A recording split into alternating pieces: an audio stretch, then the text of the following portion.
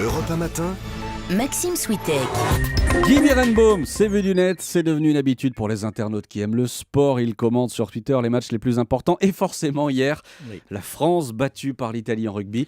Eh bien, ça fait du bruit. Ah oui, le thermomètre Twitter a chauffé très fort. Il suffit de lire ce tweet simple et direct de Sébastien Chabal à ses plus de 168 000 abonnés. Oh merde! Tweet réexpédié près de 3900 fois. Alors jusqu'ici, l'Italie ne passait pas pour une énorme nation de rugby, mais C'est vrai. tout indique que les Italiens qui jouent le tournoi quand même depuis l'an 2000 ont franchi un cap. Ils avaient déjà battu la France en mars 2011 pour la première fois dans le tournoi.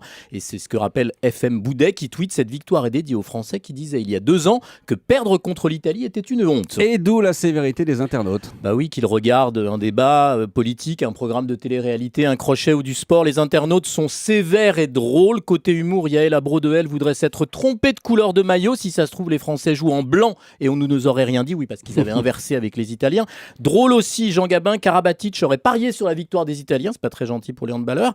Même Nathalie Yanetta, la journaliste de Canal+, s'y met. PSA, ce sont les initiales de Philippe Saint-André. Entre les usines qui ferment et le 15 qui perd, ça fait des semaines pénibles quand même. Comme l'écrit Eric Bilderman de l'équipe MAG, et pericoloso sport jersey, les bleus.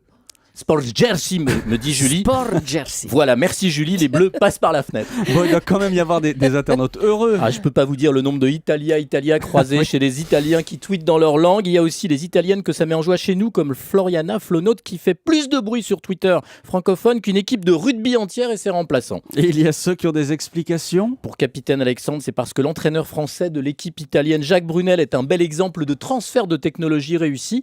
Selon n'importe quoi, les Italiens ont gagné le match parce que ce sont eux qui avaient le plus peur de se faire engueuler par leur mère. Reste à trouver un remède pour le 15 bleu.